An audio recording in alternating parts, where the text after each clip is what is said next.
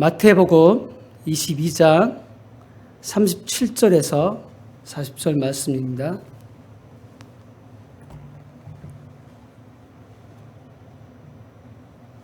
마태복음 22장 37절에서 40절 말씀입니다.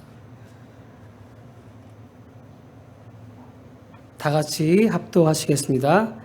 예수께서 이르시되 내 마음을 다하고 목숨을 다하고 뜻을 다하여 주 너희 하나님을 사랑하라 하셨으니 이것이 크고 첫째 되는 계명이요 둘째로도 그와 같으니 내 이웃을 내 자신같이 사랑하라 하셨으니 이 두 계명이 온 율법과 선지자의 강령이니라. 아멘. 할렐루야. 전후 좌우에 계신 분들에게 사랑합니다 하고 나눠주기 원합니다. 주의 이름 다시 한번 주의 이름 축복합니다.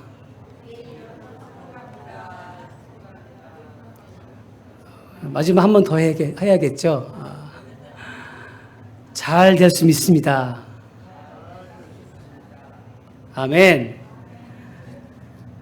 우리 트레이트 마크 세 분 지금 담임 목사님께서 열심히 한국에 가서도 사역하고 계시는 거예요. 6번 설교하신다는데 들어보니까 전국을 누비더라고요. 울산 갔다가 부산 갔다가 또 제주도도 갔다가 서울도 다 왔다 갔다 새벽 기도도 하시고 여러 군데 막 왔다 갔다 하셔서 바쁘신 가운데 계세요. 근데 우리가 더욱더 힘을 내서 담임 목사님을 위해서 더욱더 기도해 주시기 바랍니다. 또 가족들도 시차가 적은 게 안 될 텐데 또 한국을 처음 간 사람들이 있어요. 미국 살다가 처음 가신 자녀들도 있는데 지금 한국은 미세먼지 때문에 굉장히 호흡하기 곤란하다고 얘기합니다. 그런데 건강 잃지 않고 무사히 도착할 수 있도록 늘 기도해 주시기 바랍니다. 오늘 말씀의 제목은 하나님의 사람이 되려면 이런 말씀을 나누기 원합니다. 따라해 볼까요? 하나님의 사람이 되려면 하나님의 사람 우리가 많이 들어봤을 것입니다. 그렇죠? 우리가 입에서 많이 또 얘기하죠. 하나님의 사람. 대표적인 인물이 누가 있을까요? 구약에서. 누가 있을까요? 누구요? 예. 아브라함, 모세, 또 야곱. 많이 있죠? 굉장히 많죠. 근데 가장 대표적인 말할 수 있는 분은 우리가 너무 잘 아는 모세예요. 그렇죠? 성경에도 나오듯이 하나님의 사람 모세라고 얘기 나옵니다. 그리고 신약엔 누구일까요?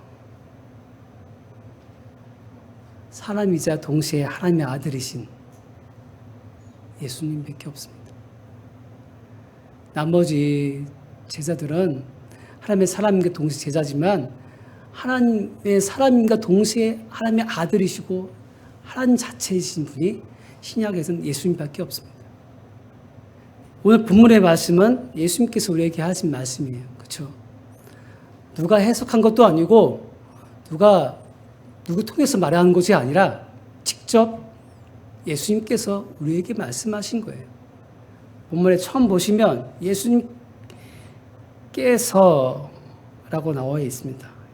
그렇죠? 예수님께서 이르시되 곧 예수님께서 우리에게 말씀하신다는 거예요. 그때 당시 사람만 얘기한 것이 아니라 지금 저와 여러분에게도 말씀하고 계신다는 거예요. 아멘. 그분이 하나님의 사람 되려면 어떻게 말씀하고 계십니까? 어떻게 말하고 말씀하고 계시죠? 첫 번째요. 하나님을 사랑하라. 두 번째는 내 이웃을 내 몸과 같이 사랑하라. 그렇죠? 이것을 계명이라고 말씀하셨어요. 분명히. 계명이에요. 그렇죠? 그러면 구약에도 계명이 있어요. 그럼 새로운 계명일까요? 예수님이 말씀하신 계명이 새로운 계명일까요? 새로운 계명이 아니에요. 예수님은 모든 율법을 완결하신 분이에요. 완성하신 분이에요. 그리고 구약에 주셨던 말씀을 재해석하고 우리에게 이해할 수 있도록, 그리고 우리의 깊은 곳에부터 시작할 수 있도록, 이 말씀이 움직일 수 있도록 우리에게 말씀을 주신 거란 거예요. 왜? 사랑이란 표현은 우리의 마음을, 영혼을 움직이는 거기 때문에. 계명하면은 딱딱해요. 그렇죠? 말 자체가 굉장히 딱딱해요. 두렵고 또 그걸 안 지키면 안 되는 법이란 말이에요. 그렇죠? 지금 수많은 우리 미국도 법도 많고 전 세계 법이 많아요. 근데 이 많은 법들이 어디서 나오냐면 계명에서 나온 거예요. 하나님 말씀에서 시작된 거예요. 이 말씀이 모토가 돼서 지금의 수많은 법들이 만들어진 거예요. 그러나 이 법들은 우리를 얽어매요. 그렇죠? 힘들게 해요. 그러나 예수님의 말씀은, 하나님의 말씀은 우리에게 뭘로 다가오죠? 사랑으로 다가온다는 거예요. 은혜로 다가온다는 거예요. 그렇기 때문에 우리가 말씀을 대할 때는 은혜와 사랑으로 대해야 하는 것입니다. 그럼 십계명을 우리가 바라봐야 되는 거예요. 그렇죠? 요즘 최근에는 십계명에 대해서 얘기를 안 해요. 최근에 설교 들어보신 적 있으세요? 십계명에 대해서? 저도 인터넷 보고 수많은 목사님들 설교 들어봤는데 최근에 대해서는 십계명에 대해서 설교한 적이 별로 없더라고요. 왜? 사람들이 식상해하니까, 싫어하니까.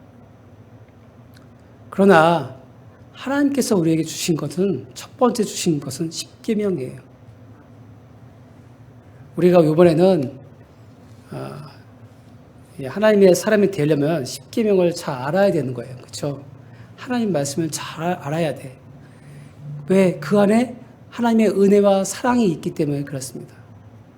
십계명은 은혜와 사랑이에요. 한마디로 줄이면. 하나님의 말씀은 은혜와 사랑밖에 없습니다. 그걸 우리 보고 실천하라고, 살라고 주신 거예요. 바로 십계명입니다. 그리고 모든 율법이에요. 하나님의 사람이 되는 것, 그것은 바로 하나님 말씀을 지켜나가는 것이에요. 그러면 과연 오늘날도 십계명 그대로 지켜야 하는가라는 물음이 지금 대두되고 있습니다. 많은 시각자들이 그 말을 하고 있어요. 신학자들만 말한 것이 아니라 많은 그리스도인도 마찬가지 이런 문제를 동조하고 있는 거예요. 그렇죠? 여러분도 아마 많이 느꼈을 것입니다. 얘기를 안 해요. 왜 이런 문제가 생길까요? 왜? 몇 가지 이제 검토해 볼 것이 있는데, 첫 번째는 오늘날은 복음 시대입니다. 율법적인 그 십계명 말 그 자체로 지킬 필요가 없다고 생각하는 것이에요. 복음 시대이기 때문에 굳이 구약에 있는 그걸 따라갈 필요 있을까? 은혜로 덮으면 되지. 사랑으로 덮으면 되지. 그렇게 생각을 많이 한다고 합니다. 그리고 오늘 시대 상황, 21세기 이 상황하고 십계명에 주어졌던 그 시대가 안 맞는 거예요. 서로가 달라요. 그렇죠? 3,500년 전에 만들어졌던 십계명인데 그 시대와 지금하고는 너무 동떨어져 있다는 거죠. 그런 생각을 하고 있다는 것이에요. 그리고 세 번째는 너무 일방적이다 이거예요. 하지 말라, 하라. 너무 독단적인 교훈 방식이에요. 요즘에는 어떻습니까? 흑백. 여기는 흑백이래요. 하라 하지 말라는 흑백이죠. 근데 요즘에는 어떤 그 매치입니까? 흑백보다는 회색. 회색 지대가 있다고 얘기합니다. 그렇죠? 사람들이 한동안은 회색 색깔이 많이 유행할 때가 있었어요. 작년인가요? 재작년인가? 회색 사람들이 많이 좋아했었어요. 왜 그렇게 유행하냐면 흑백은 극과 극은 싫다 이거예요. 중간 시대에 있고 싶다 이거예요. 유리 같다가 소리 같다가 하고 싶다는 거예요. 내 마음대로. 하나님의 말씀을 내 마음대로 하겠다는 거예요. 그러나 하나님 말씀은 흑백이 아닙니다. 이 회색이 아닙니다. 하라 하지 말라입니다. 딱 구분되어 있어요. 하나님 말씀은 자기 마음대로 하기 때문에 회색이 생기는 거예요. 유행은 우리가 보다시피 많은 유행은 사람의 심리에 의해서 움직여서요.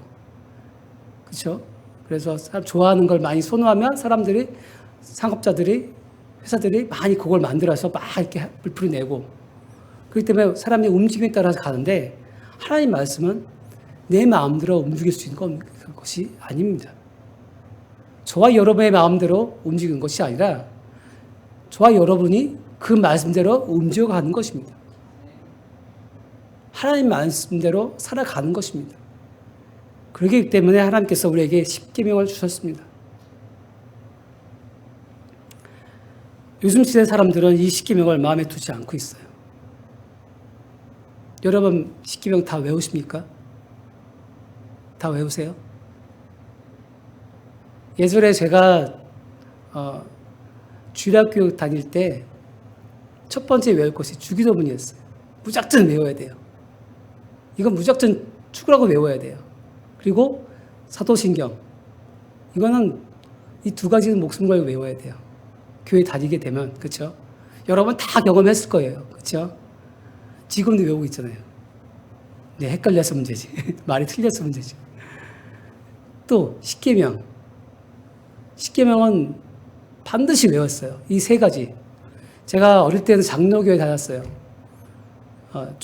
동네 장로교에 다녔었는데 이 장로교는 합신측이에요.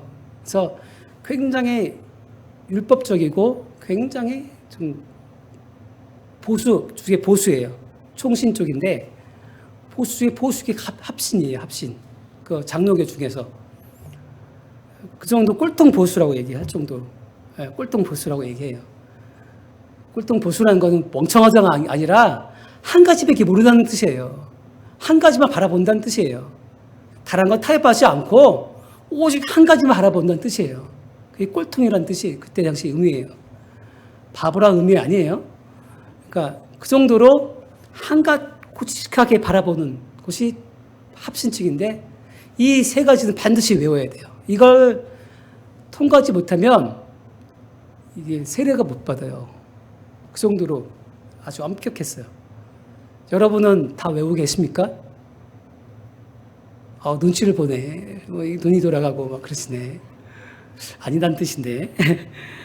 바로 그렇습니다.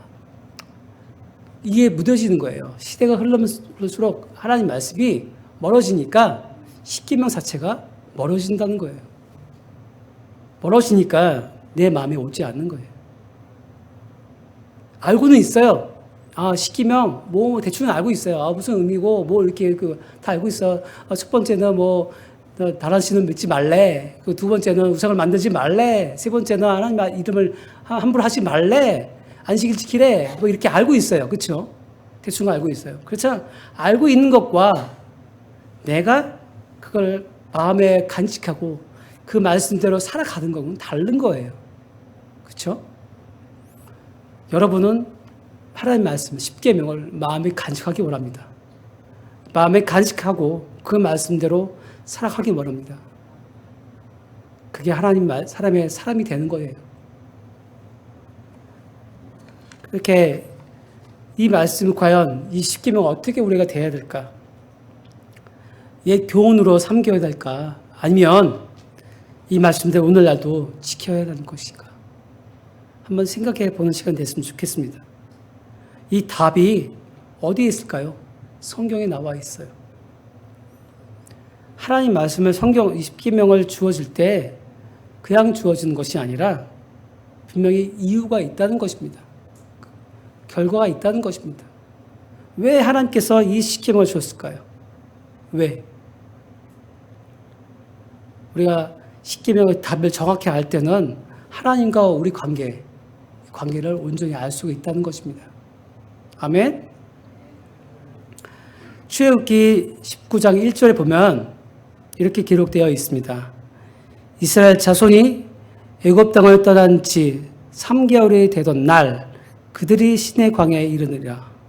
이 말씀은 이스라엘 백성이 하나님 말씀에 순종하고 2달 동안 출애굽하고 나서 2달 동안 광야를 지났어요.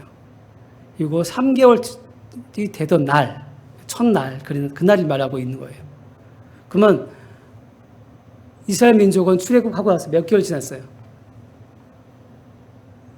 2개월이 지났어요. 그렇죠? 그러면 이 2개월 동안 광야를 통과했어요.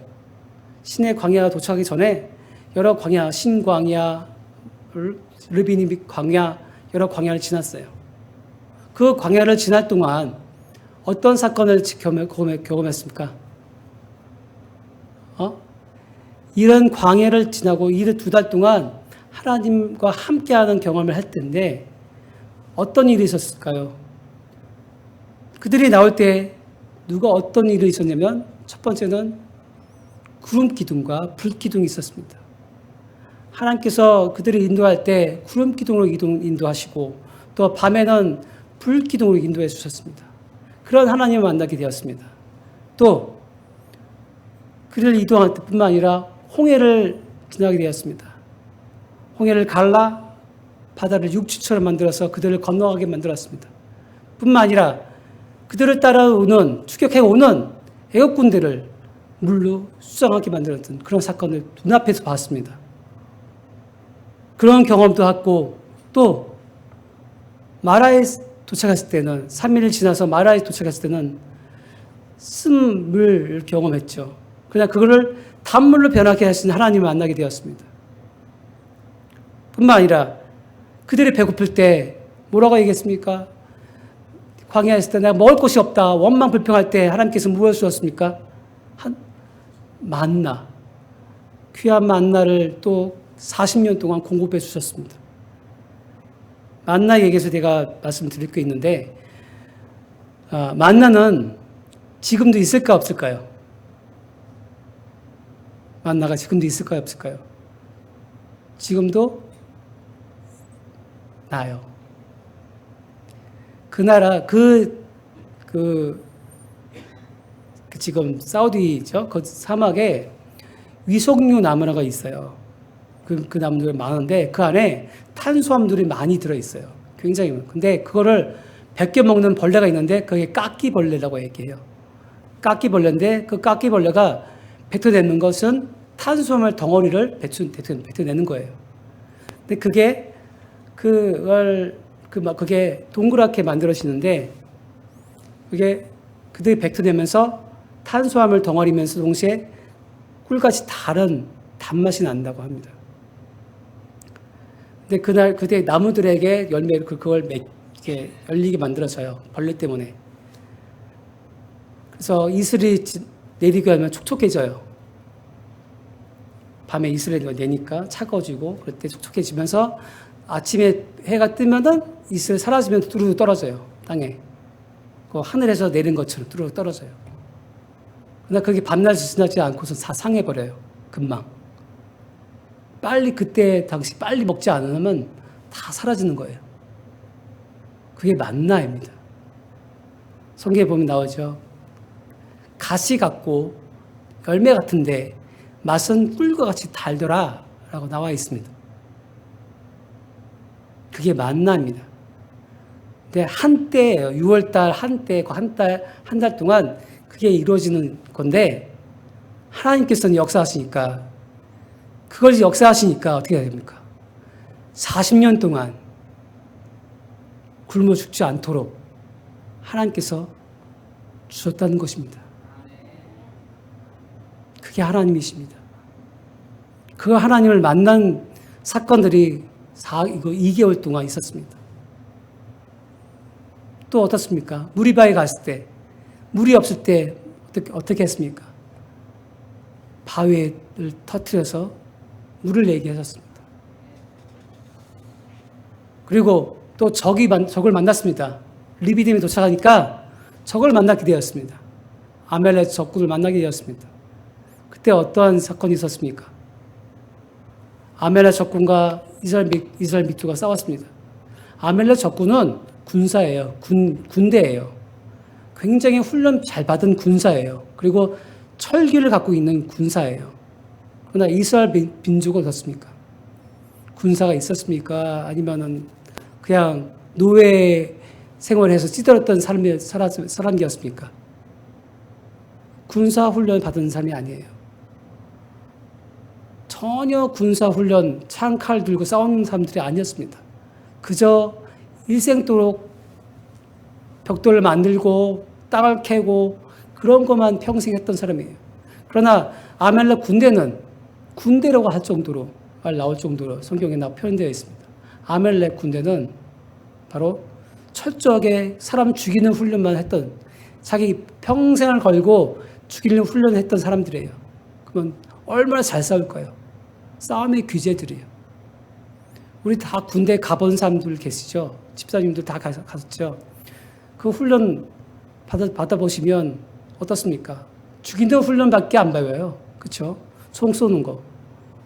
군대에 가면 총 쏘는 거. 다 사람 죽이는 거밖에 안 배우는 거예요. 그렇게 훈련을 받고 군 생활을 하게 되면 2년 반, 저는 2년 반 했는데 몇 년 하셨는지 모르겠네요. 지금은 18개월로 줄인대요. 한국에는요. 그 정도로 훈련 받으려면 그 정도 돼야 되는데 이스라엘 민족은 그렇지 않습니다. 아무런 훈련이 없었습니다. 오합지졸이에요. 그러나 그들을 사용하시니까 어떻습니까? 아멜렉 군대를 이겼어요. 하나님은 보잘것없는 이스라엘 민족이라도 하나님이 함께하니까 그 강한 아멜렉 군대도 이기는 것입니다. 어떠한 문제가 있을지라도 하나님이 함께하니까, 하나님이 동행하니까 그 문제도 그 적도 다 이길 수 있다는 것입니다. 그게 바로 하나님이 함께하신 것입니다. 이스라엘 백성은 2달 동안 하나님의 함께하심을 놀라운 경험을 했습니다. 그 경험은 무엇입니까? 구원의 체험이었습니다. 바로 구원의 체험. 애굽에서의 구원하셨고요. 광야에서 구원하셨고 적과의 공격에서도 구원해 주셨다는 것입니다. 하나님의 사람이 되려면, 하나님의 백성이 되려면 첫 번째 경험은 무엇입니까? 무엇이죠? 하나님의 구원이라는 것이에요. 우리의 능력이 아닌, 우리의 힘이 아닌, 우리의 지식이 아닌 하나님의 능력으로, 하나님의 권능으로 하나님의 구원이 임할 때 하나님의 백성이 된다는 것입니다. 저와 여러분이 하나님의 백성이 될 수 있는 것은 유일한 첫 번째 방법은 하나님의 구원밖에 없습니다. 나의 능력이 아닙니다. 하나님의 은혜 가운데 있어야 되는 것입니다. 바로 그게 첫 번째가 하나님의 구원밖에 없습니다. 이스라엘 민족이 구원받은 것은 하나님의 능력밖에 없습니다. 그리고 그 다음에 이스라엘 민족이 구원받고 나서 하나님과 무엇을 했습니까? 언약을 체결했습니다. 그 말씀이 출애굽기 19장 3절에서 6절까지 이어지는데요. 3절에 모세를 부르십니다. 시내산에서 이제 부르십니다. 그리고 하나님 말씀을 주십니다. 19장 5절, 6절 보시면 이렇게 말씀이 나와 있습니다. 너희가 내 말을 잘 듣고 내 언약을 지키면 너희는 모든 민족 중에 내 소유가 되겠고 너희가 내게 대하여 제사장 나라가 되며 거룩한 백성이 되리라 라고 말씀하고 약속해서 말씀을 주셨습니다. 언약의 말씀을 주셨다는 거예요. 어떻게 한다고요? 너희가 내 말을 잘 듣고 해요. 그리고 내 언약을 잘 지키면, 면이에요, 면.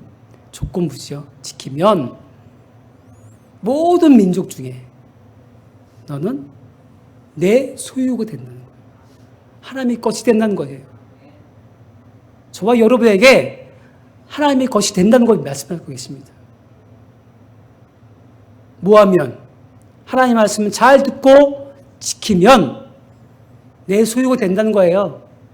얼마나 귀한 말씀이에요. 얼마나 귀한 약속의 말씀이에요. 지키시기 바랍니다. 하나님의 소유 되기 바랍니다. 저와 여러분이 하나님의 소유가 되는 것이에요. 그게 가장 중요해요. 가장 중요한 말씀이에요. 하나님의 소유 되는 것. 특히 하나님께서 우리에게 직접 말씀하시고 계시는 거예요. 얼마나 귀해요. 그리고 모든 나라 중에 최고의 나라가 되어온다고 했어요. 지금 이스라엘 민족은 어떻습니까? 욕을 많이 해요. 불평 많이 하고 전 세계에 아주 이스라엘 민족은 나쁜 놈이라고 많이 하지만 결국은 뭐예요? 최고의 민족이 됐어요. 그렇죠? 수많은 사람들이 히틀러도 그렇고 이스라엘 민족 다 멸살하기 위해서 수많은 죽이고 별거 다 했지만 결국은 이스라엘 민족은 지금 최고가 됐어요.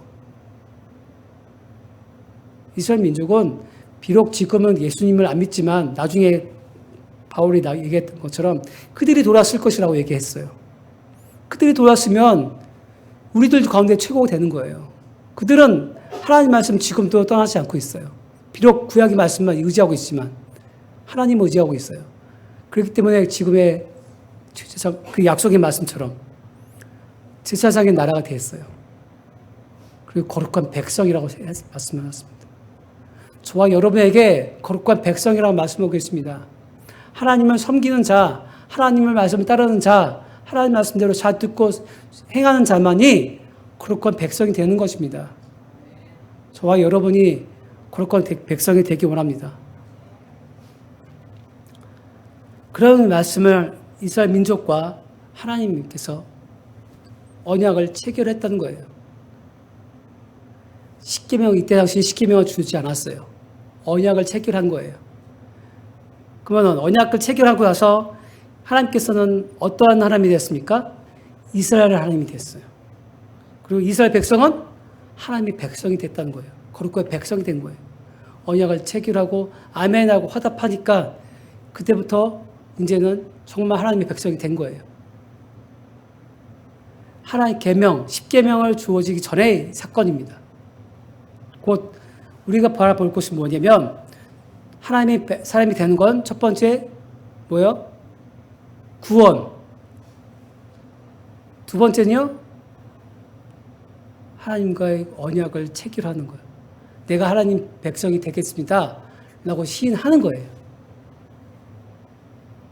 여러분이 이 시인할 때 구원 받는 것이죠. 그렇죠? 구원을 경험했으면 구원하고 끝나는 것이 아니에요. 여러분 이름으로 시인할 때 그때부터 딱 연결되는 거예요. 이스라엘 민족이 그렇게 되었잖아요. 그렇죠? 아멘하고 화답하니까 그때부터 백성이 된 거예요. 여러분의 입에서 늘 끊임없이 시인하기 바랍니다. 끊임없이 시인해서 하나님의 말씀이 네 입에서 떠나지 않게 해달라고 늘 기도하시고 나가시기 바랍니다.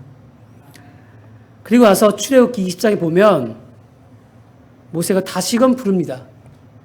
다시금 시내산에서 하나님께서 모세를 부릅니다. 그리고 친히 준비하셨던 말씀을 주십니다. 이 말씀이 바로 십계명입니다. 친히 하나님께 주셨다는 거예요. 너 기록해고 한 것이 아니라 직접 하나님께서 돌판을 만들어 주셔갖고 깎아서 만들어 주셔서 거기다가 친필로 기록해 주셨다는 거예요. 얼마나 귀한 말씀이에요. 얼마나 귀한 말씀이에요. 이 말씀이 없다면 우리는 아무 의미 없어요. 이 말씀 때문에 예수님께서 오셔서 첫 번째 한 말씀이 뭐예요? 첫 번째 선포하신 것은 천국이 가까이 아니라 회개하라고 말씀하셨으면 두 번째는 설교를 하신 건 딱 장막에 한 번이에요. 산상수훈에 나와 있죠. 다 십계명이에요. 우리에게 말씀하신 게 예수님도 오자마자 말씀하신 게 40계명이에요. 10계명을 재해석해서 더 깊이 들어가신 거예요. 딴 말을 하신 게 아니에요. 다른 말을 하신 게 아니에요. 10계명을 말씀하셨다는 거예요. 그럼 이 10계명은 어떻게 하는 것이 10계명인데요? 왜 주셨을까요? 체결한 다음에 우리가 하나님 백성, 거룩한 백성답게 살라고 살기 위한 하나님의 집진서예요. 이스라엘 민족은 더 이상 애굽의 종살이에 산 사람 아니에요. 그렇죠? 하나님의 택함 받은 사람이었고 또 하나님의 구원받은 자였습니다. 또 하나님의 언약을 맺은 사람들이었어요. 그래서 다른 사람과 구별된 거룩한 백성으로서 만들어 주셨다는 거예요. 구별된 거예요. 십계명은 구별된 삶을 살아가는 거예요. 거룩한 백성으로서. 그렇게 살아가면서 백성이 되는 것이 아니라 우리가 백성이 되었기 때문에 우리가 거룩한 백성답게 구별된 자로서 세상 사람들과 구별되게 살라고 우리에게 주신 것이 십계명입니다. 법칙도 아니고 억압도 아닌 삶의 패턴이에요. 십계명은 삶의 패턴이에요. 저와 여러분의 살아갈 수 있는 오직 하나님의 사람으로 되려면 이 말씀대로 살아가야 하는 거예요. 그게 십계명이에요. 원래 이 십계명도 원래 더 나누면 나중에도 얘기하겠지만 다음 주에 말씀 또 드릴 거겠지만 원래는 율법이 613개예요. 613개 되어 있어요. 하라라는 말씀과 하지 말라 나눠져 있어요. 그러니까 그거를 줄여서 간추려서 우리에게 주신 것이 뭐냐면 십계명이었어요. 그걸 더 간추려서 만든 게 뭐냐면 오늘 말씀, 본문 말씀. 이 기본 배경이 뭐냐면 십계명을 준 이유가 가장 중요한 건 사랑이 있기 때문에 그 안에 하나님의 사랑이 있기 때문에 그 사랑을 가르치기 위해서 우리에게 십계명을 주셨고 그리고 많은 계명, 많은 율법을 주셨다는 거예요. 그리고 우리가 온전히 구별된 자로서 저와 여러분이 구별된 자로서 살아가는 방법은 오직 이것밖에 없기 때문에 이 말씀밖에 없기 때문에 우리에게 주셨다는 거예요. 그러면 이 말씀을 어떻게 받아들여야 돼요? 예? 저와 여러분이 값도 없이 공로도 없이 이 은혜 가운데 이 구원을 받았고 또 거룩한 백성을 여기 받았는데 그럼 우리는 어떤 마음을 받아들여야 돼요? 이 말씀을 그냥 대충 그냥 알고 있구나 이런 지식으로서요? 하나님 말씀 지식이 아니에요. 삶의 자세고요. 삶의 방법이고요. 우리가 살아갈 수밖에 없는 것이에요. 저와 여러분이 이대로 살아가는 것밖에 없습니다. 이 세상은 십계명이 없는 세상입니다. 하나님 백성답게 살려면 십계명을 지켜나가는 것밖에 없습니다. 그러면 이 말씀을 감사한 마음을 받아들여야 돼요. 감격한 마음으로. 느헤미야 시대 때 이스라엘 민족이 패망하고 포로 생활 끝나고 다시 귀환하고 나서 이스라엘 성전이 무너지고 이스라엘 성벽이 무너졌습니다. 그렇죠? 근데 회복할 때 그들에게 느헤미야와 에스라가 하나님 말씀을 선포를 할 때 이들은 감격하면서 눈물 흘면서 하나님 말씀을 받아들였습니다. 그럴 때 회복이 일어났습니다. 그때 영적 부흥이 일어났습니다. 영적 부흥과 영적 회복은 하나님 말씀을 감격으로 눈물로써 받아들일 때 그럴 때 행할 때 영적 부흥이 일어나는 것이에요. 저와 여러분이 마지막 때에 살고 있습니다. 이때 세상 풍조와 세상 것들을 쫓아서 흘러간다면 결국은 엉뚱한 곳으로 가게 되는 것입니다. 하나님 나라를 가지고 없어요. 마지막 때에 내가 그들을 부릴 수 있을까? 얼마나 나를 따르는 자가 얼마가 있을까? 예수님께서 물음한 것처럼 저와 여러분에게 묻고 계십니다. 얼마큼 나의 말씀은 내 말을 따르고 있는가? 얼마큼 내 말을 듣고 있는가?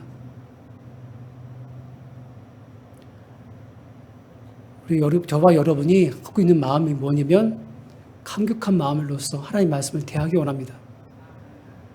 감사한 마음으로 저와 여러분이 그 말씀을 대하기 원합니다. 그리고 그 말씀을 내 삶 속에서 행하기 원합니다. 저와 여러분 삶 속에서 이루어지기 원합니다. 그럴 때 하나님께서 우리에게 은혜를 주시는 것이에요. 구원의 은혜, 백성의 은혜, 십계명의 은혜를 우리에게 주시는 것입니다. 아멘. 십계명은 저와 여러분의 삶의 지침서예요. 아멘. 늘 간직하고 그대로 행하시기 바랍니다. 그대로 살기 원합니다. 오늘 여기까지 말씀드리고 다음 내용은 다음 주에 또 하겠습니다. 기도하겠습니다. 사랑과 은혜가 충만하시며 자비로우신 하나님 감사합니다. 하나님의 사람이 되려면이라는 말씀을 나눴습니다. 하나님, 우리가 부족하지만, 우리가 연약하지만 하나님께서 우리와 함께 하시면 모든 걸 능히 감당할 수 있습니다. 또 하나님 말씀대로 살아가지 못한 적이 많이 있습니다. 다시금 회개하고 돌아서기 원합니다. 이 말씀을 간직하기 원합니다.